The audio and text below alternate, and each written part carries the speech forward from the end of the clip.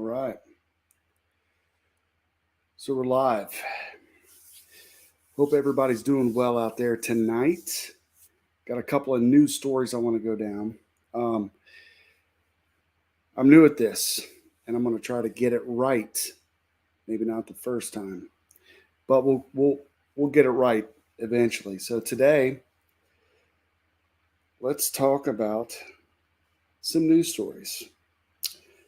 The first news story I want to talk about is from NBC News. 10 dead in stabbing attacks, some apparently random, in Saskatchewan. This is NBC News.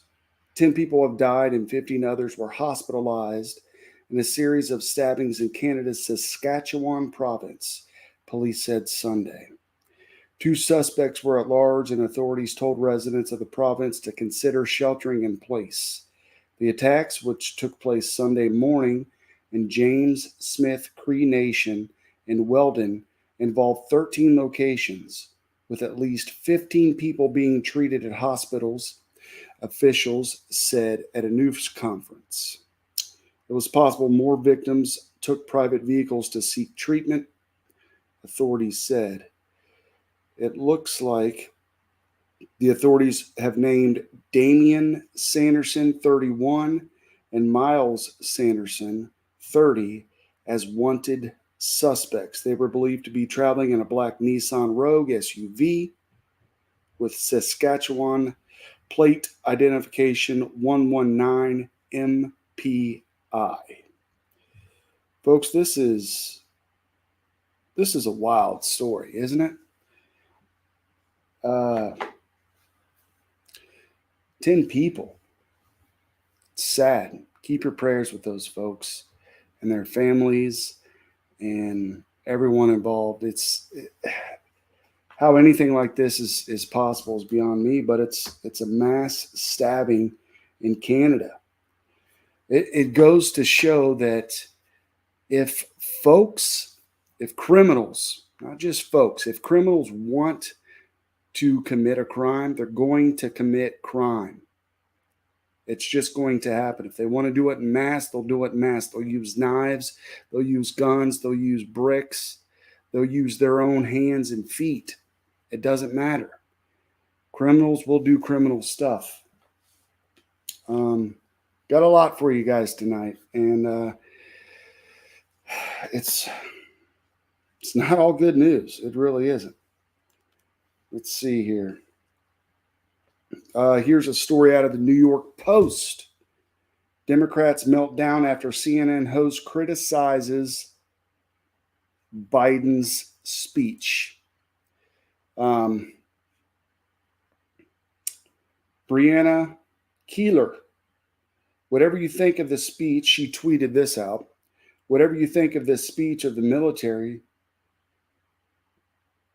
whatever you think of this speech, the military is supposed to be apolitical. I agree. Positioning Marines in uniform behind President Biden for a political speech flies in the face of that. It's wrong when Democrats do it, and it's wrong when Republicans do it. I agree. Totally agree. But apparently, liberals had a problem with that, as they would, because it was Biden's speech and Biden's supposed to be the man. But if you see, like this picture here, I don't know. I think everyone has saw this picture. Okay, there's one, right? Draped in red. It was one of the most creepiest speeches I have ever seen in my life. It was creepy. It was hard to even like pay attention to the words because it was so ominous. Let's see. It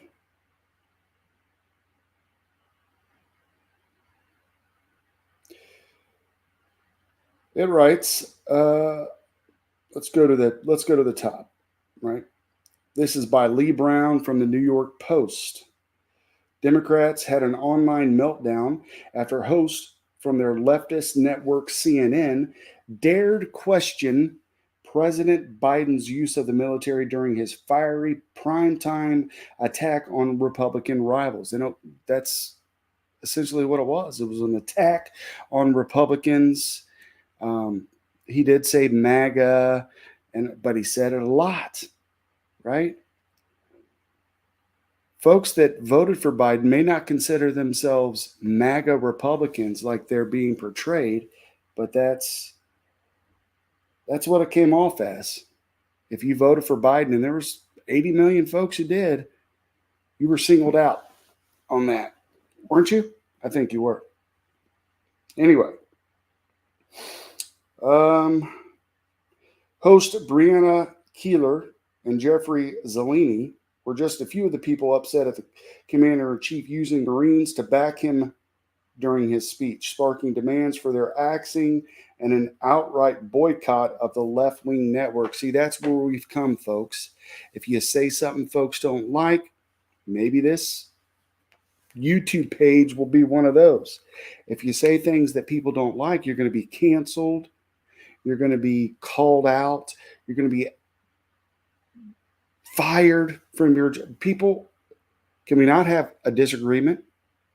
Can we have a debate in politics and still get along, right? Can we still do that? Can we debate? Can I say, I disagree with you, but I still like you, still love you, whatever? Can we do that? Not today. Ah, boy. You are clearly a shill for the RNC, one person whose Twitter bio includes a Biden-Harris 2020 hashtag, tweeted Zellini just for saying that using the Marine Band was a break with White House traditions. Huh. So there it was. We got to applaud CNN for that, right? They've gotten rid of quite a bit of folks, haven't they, on CNN? And maybe they're turning it around. Who knows? Time will tell. All right. Another story. This one is from Reclaim the Net. IRS admits to accidentally leaking some taxpayers' confidential data. Right? See if you can see it. It's hard with the light. There it is.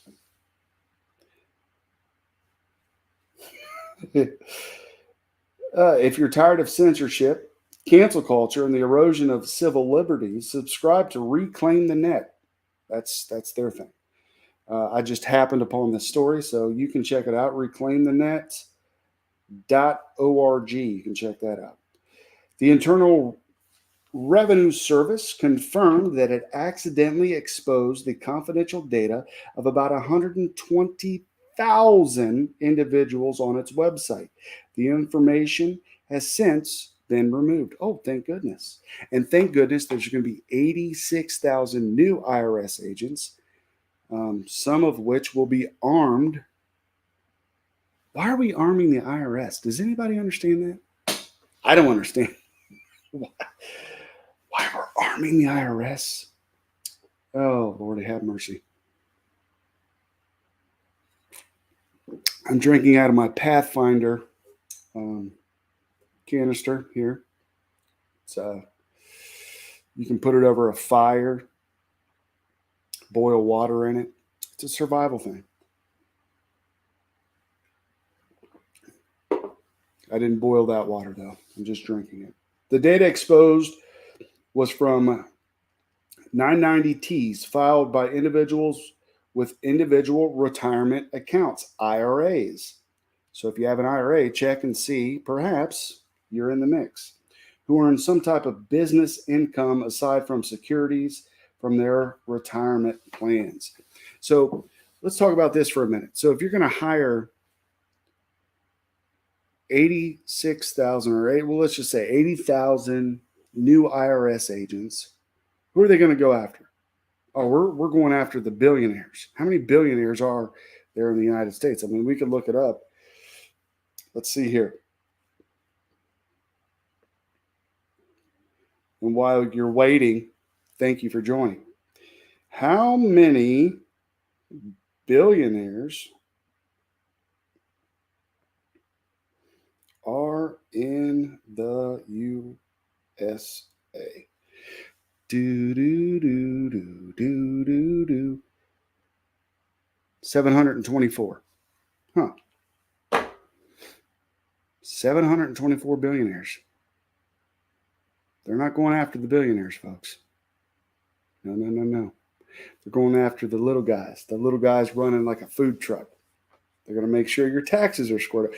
My taxes. I love you, IRS. Don't audit us. Please. I saved my receipts, so do it. Anyway, all right. So there's that story. Here's one out of the AP. Biden seeks $47 billion for Ukraine, COVID-19, monkeypox, and disasters. President Joe Biden is asking Congress to provide more than $47 billion in energy dollars that would go toward the war in Ukraine, the response to the COVID-19 pandemic, the ongoing monkeypox outbreak, and help for recent natural disasters in Kentucky and other states, which, hey, Kentucky is being ravaged from that flood. And there's a fella that I follow over on the Facebooks. His name is Joe Blythestone. He's been sending trucks down there along with a lot of other volunteers. He was running for governor, lost his bid in the primary against Mike DeWine. And we may talk about that. We may talk about that coming up. Mike DeWine, in my opinion, is a rhino. I'm not voting for Mike DeWine, and I'm not voting for Nan Whaley. It just so happens that there were two folks who signed up at the Secretary of State's office to be write-in candidates. Maybe Truman's Town Hall reaches out to them to bring them on here. That'd be fun, I think. We'll see. Oh, boy. The request, which comes, more to come on that. The request, which comes as lawmakers are preparing to return to Washington and fund the government, seeks $13.7 billion related to Ukraine. So 13.7. So we had like the $60 billion, which, as a lot of you folks know, the United States spends over $600 billion for national defense here. Russia spends $60 billion in national defense there. We've given Ukraine over the equal amount, over the amount that Russia spends. We've given it to them. And Russia's just supposed to go, oh, yeah, that's cool. No problem.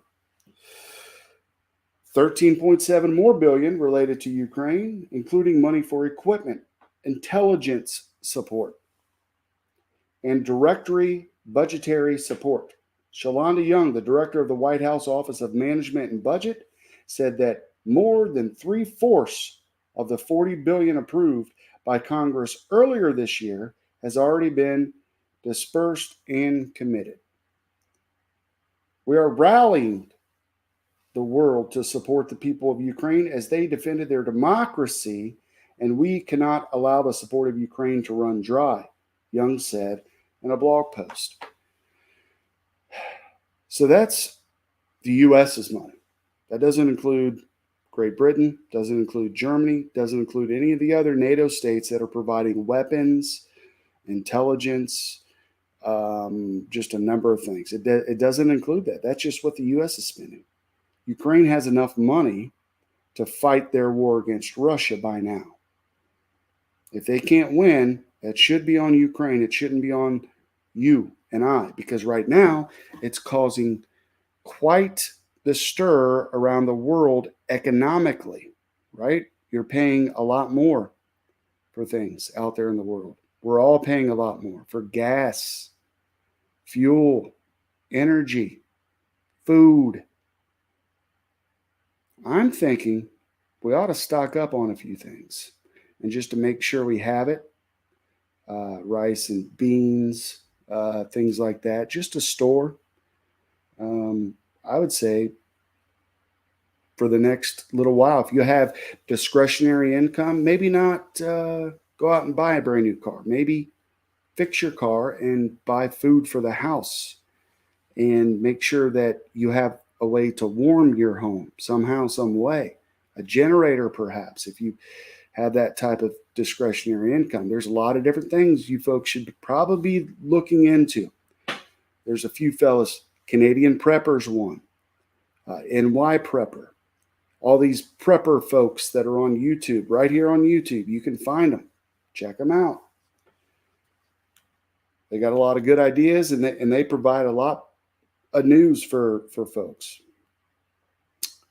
Yeah, so we're going to give Ukraine a heck of a lot of money, weapons, and stuff to support their democracy. And if you listen to previous podcasts, Truman's Town Hall podcast, you can find them on Apple Podcasts. We're on iHeartRadio, Spotify, wherever you listen to podcasts.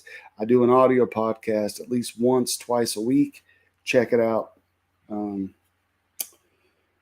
Reuters, Britain's Truss expected to be named Conservative leader and new Prime Minister. London, Liz Truss is expected to be named leader of the governing Conservative Party and Britain's next Prime Minister on Monday, poised to take power at a time when the country faces a cost of living crisis. We talked about that. Industrial unrest and a recession. Britain's got a recession. On Thursday, folks, we'll know if we're technically in a recession. I say we are now. It's been projected that at first it was 2.1, a decrease by 2.1%. And as you know, the definition of a recession is 2 quarters consecutive of a loss. You're in a recession. We're in a recession in the U.S. And it's all over the world. Is it COVID? Is it the war in Russia? What is it? No, it's governments. It's crappy government leadership is what it is.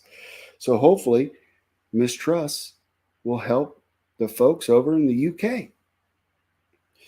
Here's another story. New York Times.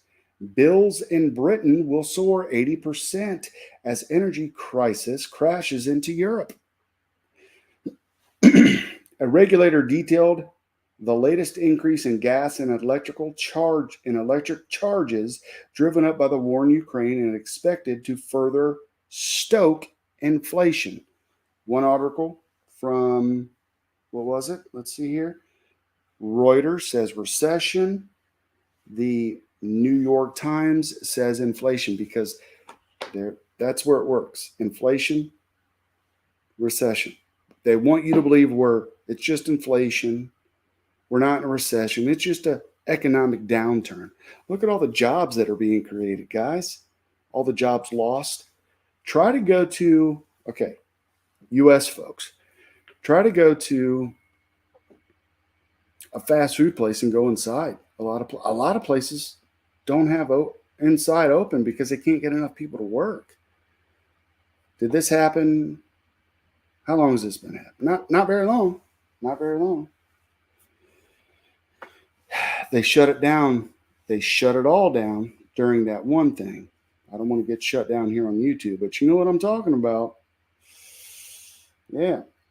So this article was written by Mark Landler and Stanley Reed, reporting from London. For months, a tsunami of high energy costs has borne down on Europe. On Friday, the first big wave crashed ashore in Britain with the news that household gas and electricity bills will nearly double in October. That's next month for you liberals. I'm sorry, I'm just kidding.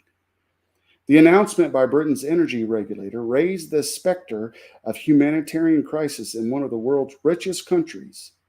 Millions of Britons might not be able to afford to heat or light their homes this winter unless the government steps in on an enormous scale to cushion them from the vagaries of the market. The vagaries of the market. No, folks, it's bad leadership.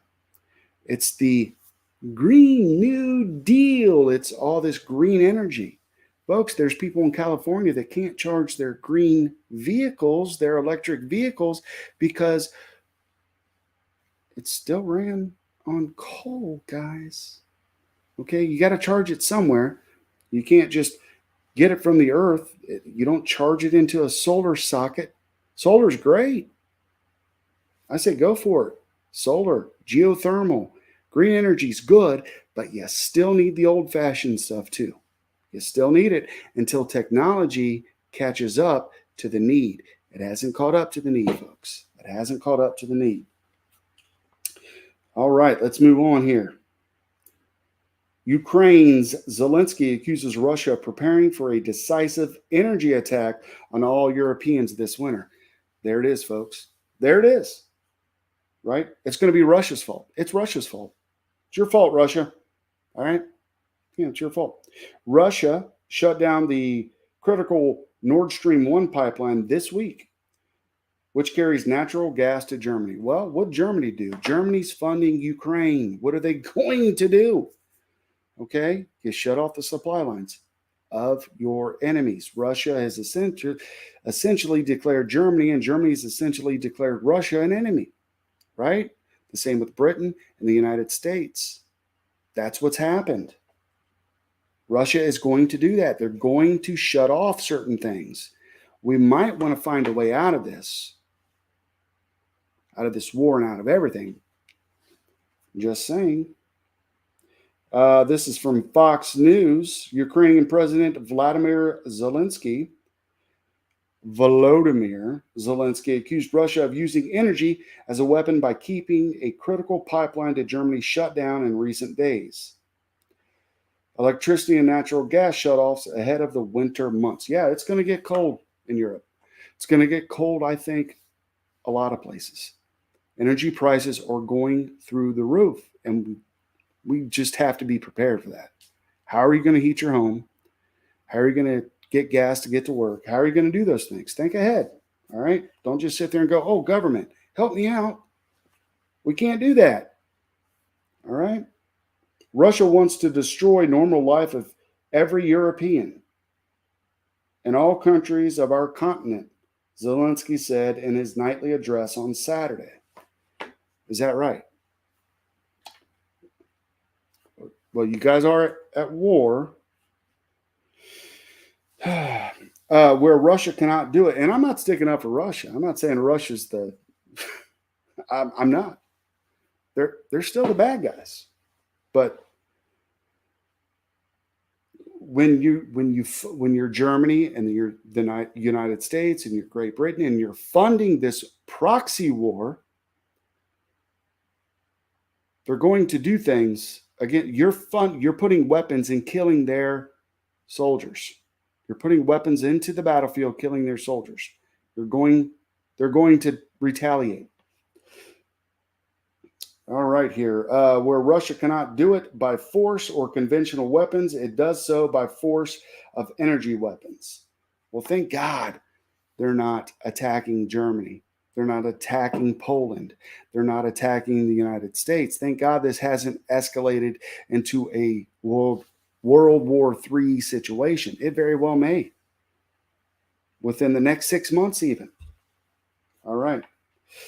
There's that. Let's move on. Oh, here's an article. Yahoo News. U.S. Navy assault ship takes part in Baltic Sea training. Aboard the USS Kearsarge, I may have gotten that name wrong. U.S. Navy amphibious assault ship USS Kearsarge is taking part in international training in the Baltic Sea amid Russia war in Ukraine and tensions in the region. We're training up, folks. We're getting ready to go to war. We're all paying attention to this, right? We're getting ready to go to war. The world.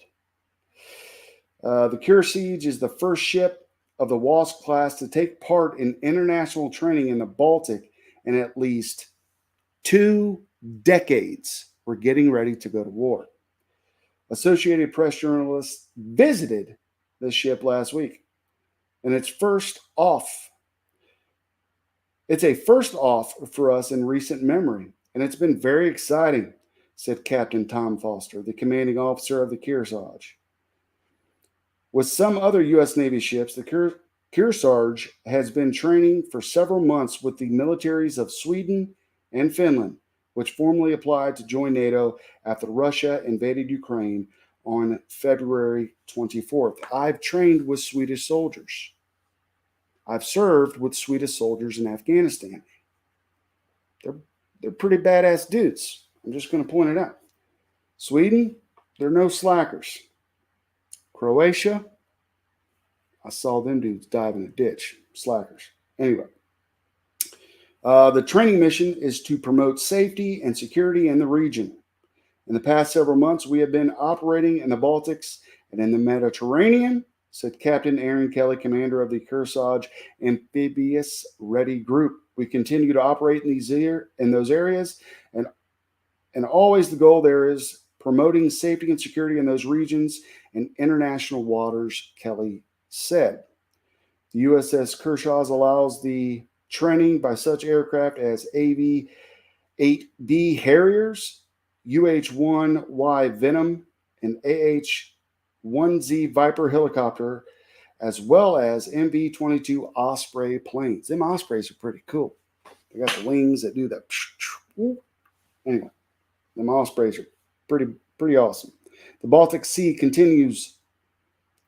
The Baltic Sea countries are Sweden, Finland, Russia, Estonia, Latvia, Lithuania, Poland, Germany, and Denmark. NATO, essentially, right? Except for Sweden, Finland, and Russia. Estonia is NATO, Latvia is NATO, Lithuania is NATO, Poland's NATO, Germany's NATO, Denmark. Wow. So NATO's still flexing that muscle. Like, hey, what's up, Russia? What you got, homie? What you got, Russia? Russia's like, just wait and see, my friend. Just wait. I don't know. Oh, Lordy have mercy. All right. So we're getting to about 30 minutes of this live stream. I'm going to try and do a share the page, right? So I pulled up War News 24/7. It's a Greek website I saw over on Off Grid Desert Farming on YouTube. Go check him out. I watch his. I don't agree with everything he says, especially a lot of his discussion about salvation and things. I'm a Christian. I love God, and I would like for you to be a Christian, love God too. But that's up to you, right? I'm not going to beat you over the head with it, but I am going to share this. What he shares a lot. So I don't agree with everything he says, but I do agree with a lot of things he says. So I'm going to try and share this page or this screen. All right. Because I'm working through all this, folks, right? Let us see. Russia today. I'm going to share that in a minute. All right. Can you see that? Chilling revelation. Russia. Kiev has infected Ukrainian soldiers and civilians with hemorrhagic fever virus. Is that real? I don't know. I don't know if that's real. It's scary if that is real. In the face of important developments, new historical statement of the Turkish government. We want to dismantle the U.S. Without America, there would be no PKK. Huh. Good luck. Stormy bombardments of all the weapons of the Russian army. They broke up lines of defense of the Ukrainians in Mariinka and Cervensk on the outskirts of the city of. Okay, so folks, this website, you have to, it comes in Greek. It's a Greek website. And you have to translate it. And that's what you're seeing now. You're seeing a translation of the website, but they have a lot of different stories. And it's some stories you have never even heard. So check that out, folks. Check that out. We're going to end this. Go back here. I'm going to try and share the screen with something that we don't see a lot that's kind of been taken off everywhere I've kind of looked. Is Russia Today, right? Let's see what the Ruskies, that's not a derogatory term, I hope. The Ruskies. Let's see what the Ruskies have to say. All right. Ghost flight crashes into Baltic Sea. We just talked about the Baltic Sea. Serbia needs to prepare for difficult decisions. EU leaders. Italy's energy import costs to double to 100 billion. Reuters. Folks, get ready. Energy costs are going up, up, up, and even more up. Orthodox Church threatens rich Russians with hell. Well, that doesn't seem very Christian-like. Moscow accuses Estonia foreign minister of inciting violence. Oh, yeah. Estonian foreign minister would be part of NATO, right? They're all part of NATO. So you can check that out too, folks. We'll come back and do more of these videos. I will do more of these videos, more organized videos, but I wanted to do this video tonight. I did a test a while back, and I just wanted to see how it's going. Oh, Lord. Good vibes.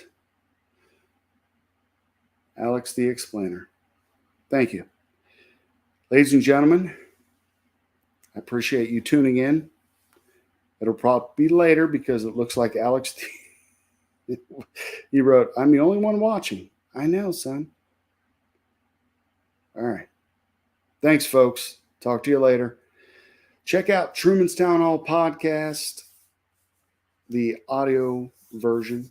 It's wherever you get podcasts, Apple, Spotify, iHeart. We're over on Spreaker. Thank you for watching. Talk to you later.